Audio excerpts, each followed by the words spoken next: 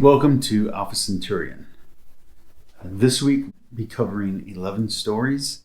We're going to end with something a little bit heavy, but let's begin with something fun, entertainment. So in Teen Titans this week, we had another kind of boring episode. It did have a really strong cliffhanger, but the cliffhanger has been undercut by the introduction of Lazarus Pit's magic and also the sheer will of the soul to return is a way to come back from the dead. So it took away from the impact of the episode by a lot. That being said, the show's continual disrespect of Batman, of the character of Batman, is pretty blatant, and it does turn off Bat Family fans, which is too bad. All right, now let's talk about Doom Patrol. Doom Patrol was a little bit more interesting, as the Sisterhood of Dada showed themselves to be more capable villains than have been on the show before, probably on the equal of Mr. Nobody, but without as much humorous or comedic elements, although as the show goes on, they might introduce that. And the villains here were more insightful and more resourceful than the quote-unquote heroes of the show. So I think Doom Patrol showed itself to be a much stronger episode than Titans, even though Titans was clearly the more dramatic of the two. And now let's turn to Venom 2. And the link I'm going to put here is going to be to John Campea and Comic Pop. Venom 2, while it was good, it wasn't great. Was it a better quality movie than the first one? Sure. Was it fun? It had lots of action and lots of good choreography and even fairly good acting? Sure. But it wasn't great. And I think the best movie to compare it to is Shang-Chi. Shang-Chi, while it lacked some of the fun and some of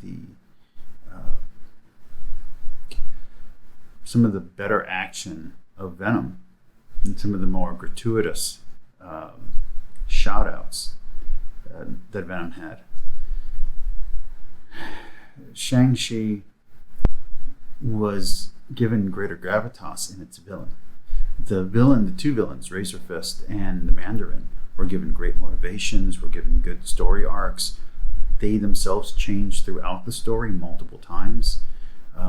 They become stronger characters. You don't have that development in Venom 2. In Venom 2, almost like Shang-Chi himself in Shang-Chi, you see that Shang-Chi doesn't develop. Well, none of the characters in Venom 2 develop or change.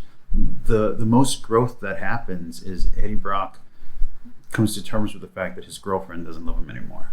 It's kind of a pathetic story, especially when it has such rich tapestry as Cassidy and Francine's relationship, or the very abusive relationship and codependent relationship between the symbiote and Eddie. All of that could have been explored. There's even a line that other people have talked about that Cassidy says, where he's trying to connect with Eddie Brock because of his abusive childhood, and he somehow sees that in Eddie. All of that could have been explored, and it's not.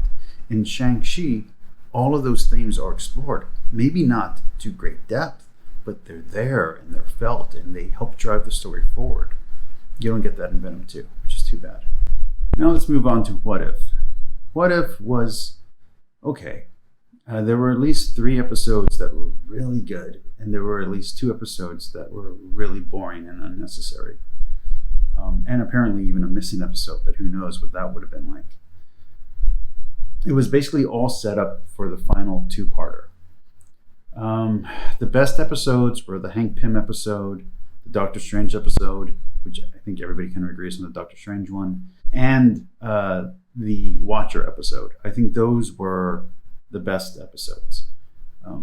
While the worst episodes, or the most boring episodes, were Party Thor, the zombie episode, and Killmonger.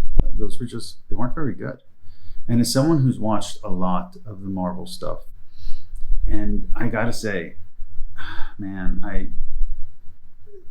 the endeavors of Marvel have been really uneven, especially this year, not just in the comics, but It reminds me of the DCU, the DCU with the YOU. It wasn't very good. And this is kind of like that. It's just not very good currently in the Marvel Universe. And What If is a reflection of the problems that Marvel has, which is it's very uneven. You have really great stuff like Doctor Strange being evil, and the slow start to the epic build-up to the crescendo. And then you have really crappy things like, the romantic comedy that is Party Thor. It wasn't great. I think a good example of this would be like how Cloak and Dagger has one kind of thing, which is a show that I never finished. Or Runaways has another thing which was good, but it wasn't great. It didn't keep you hooked in. You'd have to watch a few episodes and then come back a few weeks later and watch a few more. And you couldn't really binge it. To shows like Daredevil and to shows like The Punisher, which Daredevil and The Punisher, not only the actors, not only the cast, but even the writers, I think, deserve more respect than they get. And they need more respect and recognition both on screen and off. I want to see Charlie Cox, and I want to see the actor who played the Kingpin, and I want to see John Bernthal, the Punisher. I want to see them in the Marvel Universe. And yeah, it also has a lot of junk, like the Inhumans, like Iron Fist. But that's okay, because Marvel is not morally opposed to rebooting or recasting. You can have the shows that work. You can have those actors and those storylines in the greater Marvel Universe. And even if you're not able to use the actors currently because of some kind of contractual obligation, you can at least mention the characters. You can at least mention Hell's Kitchen, especially in Spider-Man. So I do think it's a disservice to the greatness of those shows, to the greatness of Marvel's Agent of S.H.I.E.L.D. That show became a great show. It started off like crap, but after the Winter Soldier event, the rest of that series was amazing. It was fun to watch. It was well acted, and it had great action and great story. I think it's a shame that those characters aren't allowed to exist as those characters in the greater universe, in the greater Marvel Universe. I think they should, and I think they can. So I hope Marvel pays respect to those actors and those writers who did a good job, and lets those storylines be recognized as having occurred in the greater Marvel Universe. And now let's move on to YouTube and religion. And let's talk about the Counsel of Trent versus Bible Flockbox on Mary, or Marian typology. So Bible Flockbox, who I've taken on this channel before, back when I had a different format, was trying to discredit the idea of typology in the Bible, which, by the way, any Protestant who wants to discredit typology would be hurting themselves, because typology is used to prove Christology. So if you're going to try to disprove all typology, you're going to lose a lot of the arguments for the deity of Christ and for the Trinity. But let's put that aside for a second, and let's talk about what Bible Flockbox was doing wrong here. He was trying to ignore the themes, the thematic elements, and the tropes and the genre of the book that he is reading or that he's referencing. And by ignoring literary development, and by ignoring genre in the Bible, and ignoring the different tropes of those genre, he misses out a lot of what New Testament writers were trying to do. For instance, and this will come again, I'll bring this up again in a few minutes, the typology of Mary works really well. It works backwards and forward. So Mary is going to represent the temple, and the temple is going to represent the ark, and the ark is going to represent the Ark of the Covenant, and the Ark of the Covenant is going to represent Noah's Ark. And there's even an argument you can get all the way back to Eve, or get back to Eden. But then let's go forward. So we start off at Noah's Ark, and Noah's Ark is the thing that gives hope. It's the way that people survived the flood. It's the safety of the humans and the animals, so that way they can continue going after the great destruction and get away and find safety from the sins and terrors of this world.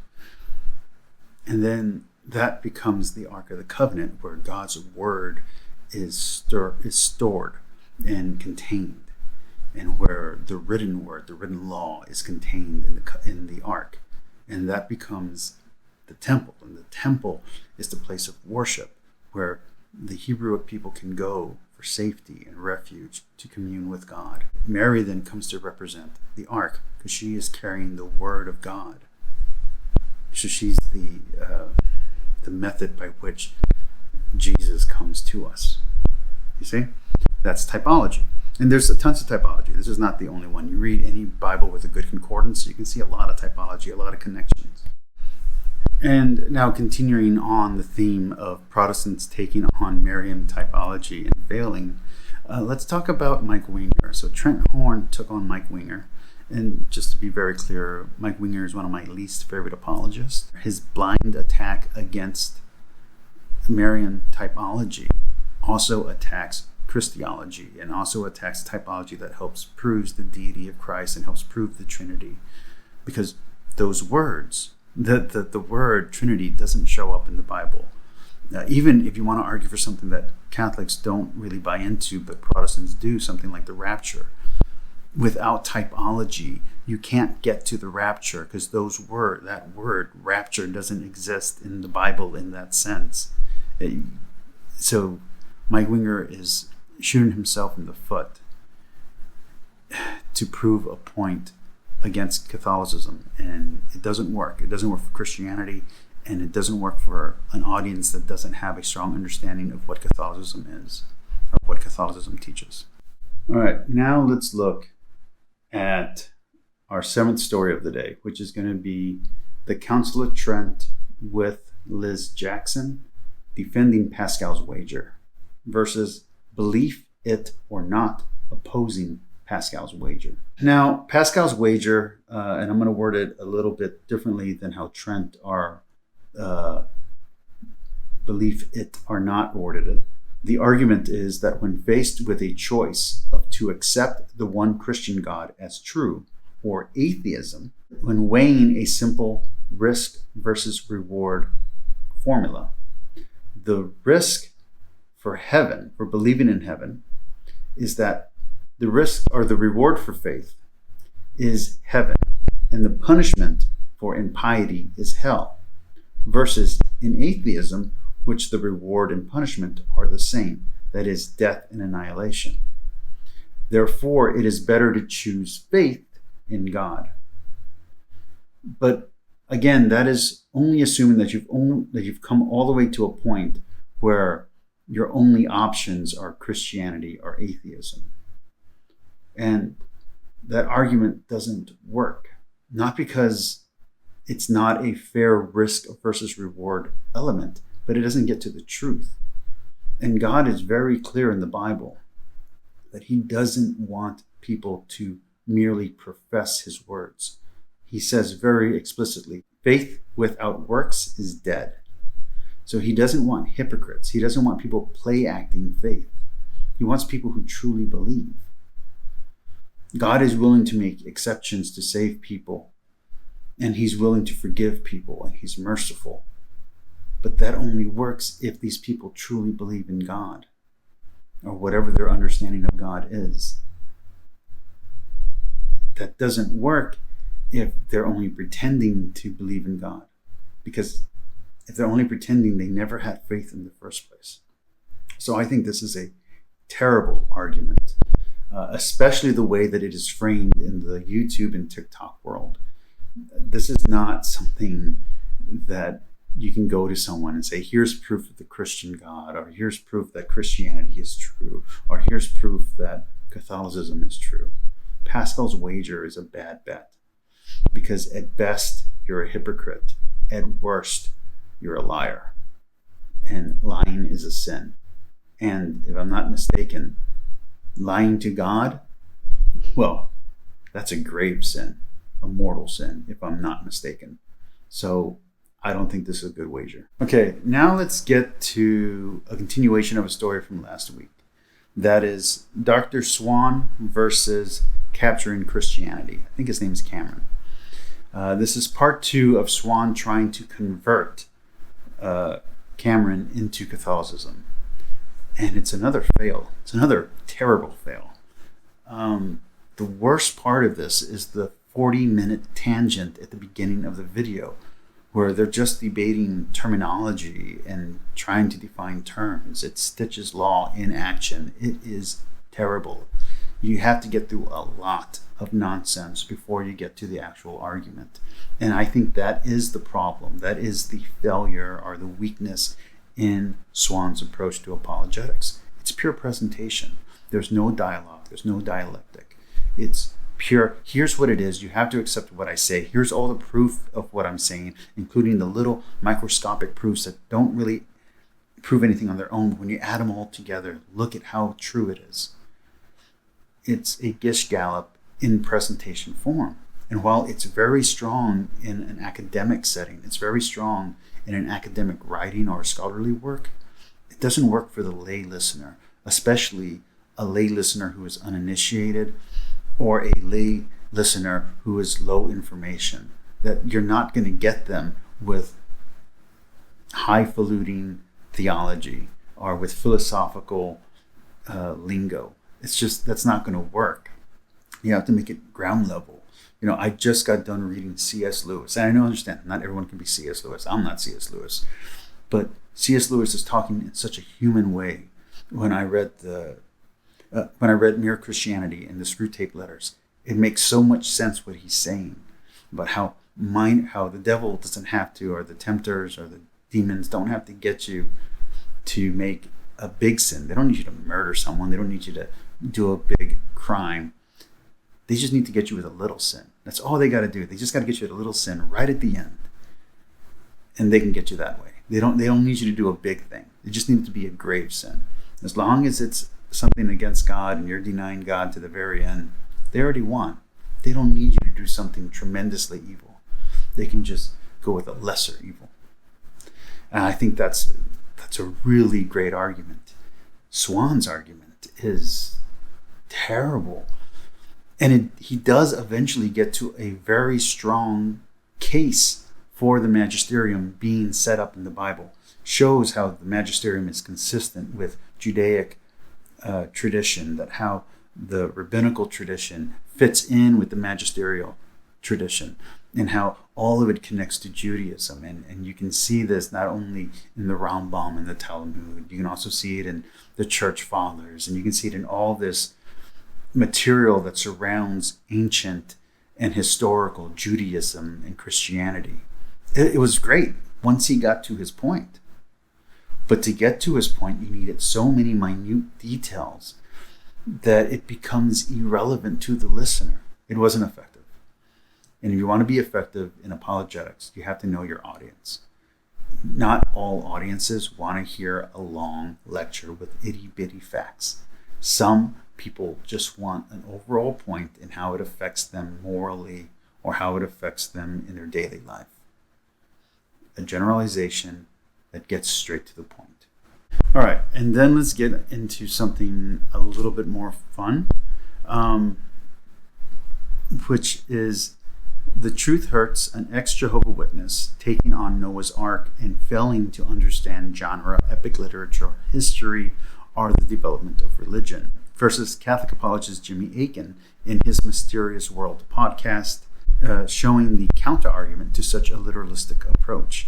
And I noticed that both extreme atheists and extreme mythicists and Protestants and even Protestant sects or cults have the same problem, which is they take the Bible in an ultra-literalistic way.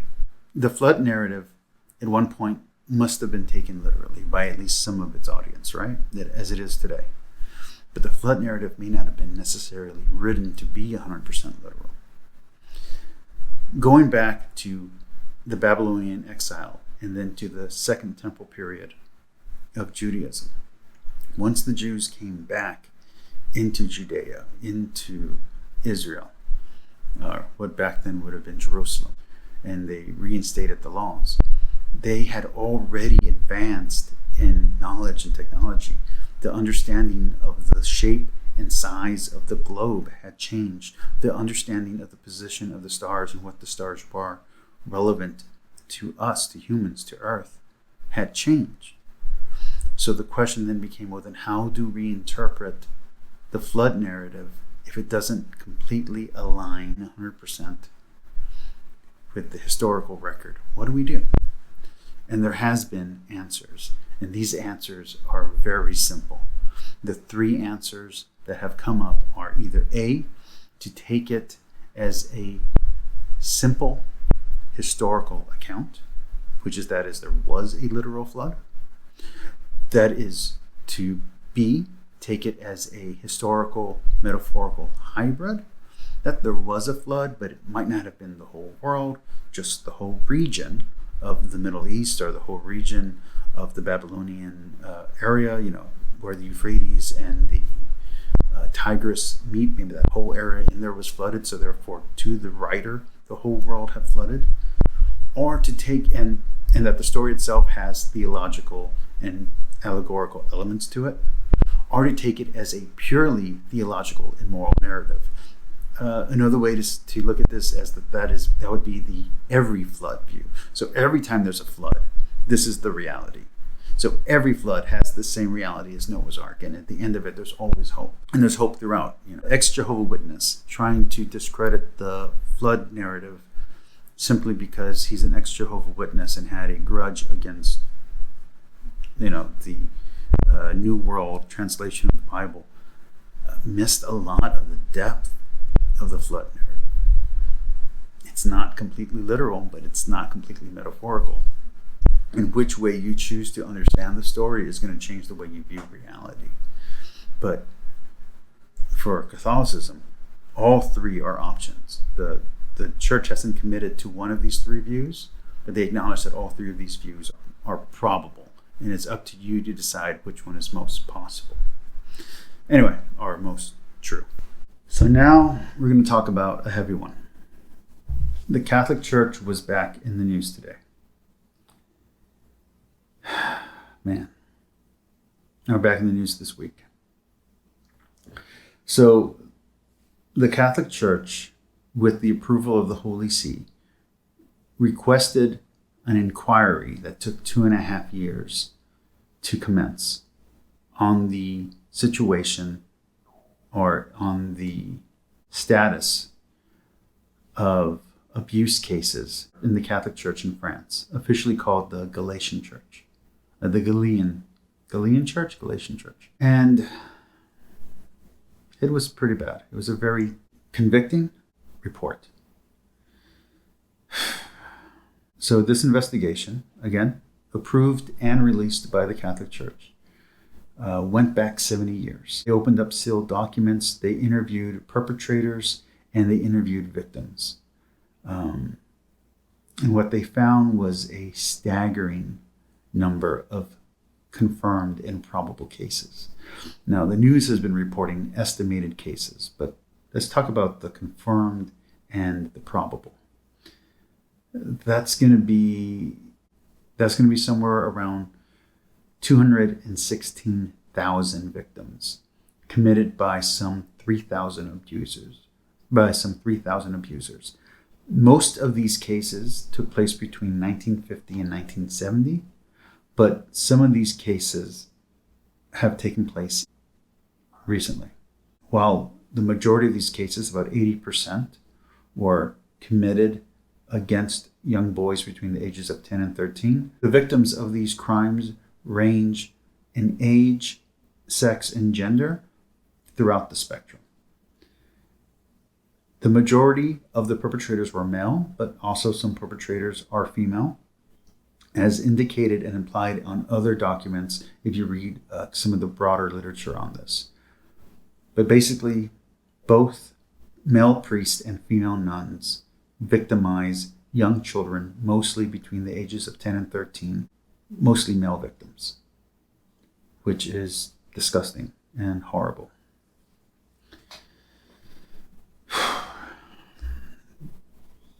Now let's put a little perspective on this. There are currently about 58,000 practicing parishioners in France, and in any given year there's about 7,000 priests, and most priests only serve in a pastoral sense. That means as a priest to a congregation for about 6 years. So you're talking about upwards to 81,000 priests or more have served in that time, maybe 100,000 priests. And out of that 100,000, or out of that 81,000, 3,000 were predators. And those 3,000, some of those include nuns and lay people who were involved with the church. So the number does start coming down, but it doesn't come down enough to say that it wasn't a priestly issue or a clerical issue. It most definitely is a problem within the clergy in that sense, in this case. Another thing that's important to note in this story is that the culture, the attitudes, the laws, the rubrics, and the policies have changed, not just in the church, but at the culture, in society, and civilization at large. Things have changed, especially after the catastrophic scandals that occurred in America, Australia, and Ireland that rocked the church back in the 90s and the 2000s. As the report itself and the lead investigator stress and note, since Pope Francis came into office in 2013, things have changed in the Catholic Church. Abuses are down, at least the reports of abuses are down. The Catholic Church the Pope has made laws and decrees requiring action and reporting with regards to abuse of the vulnerable.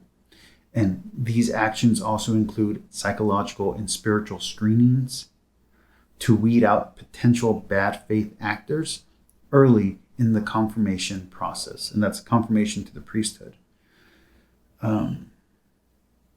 How that relates to nuns, I don't know. How that relates to the lay people, I believe I've heard from lay volunteers, at least over YouTube, that these screenings also do apply to them. But that does not excuse what happened. If we only go with the confirmed and probable cases, and we recognize that this was an eternal report requested by the official church and released publicly by that same church, then I think we can learn much from this tragedy.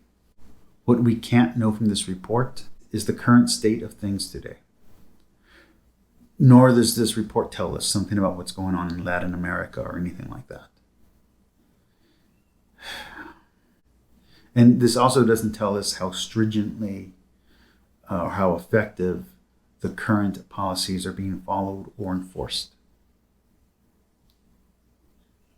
70 years from now, we could look back on today and see that the abuse that happens within the church is less than the secular average at the global and local level.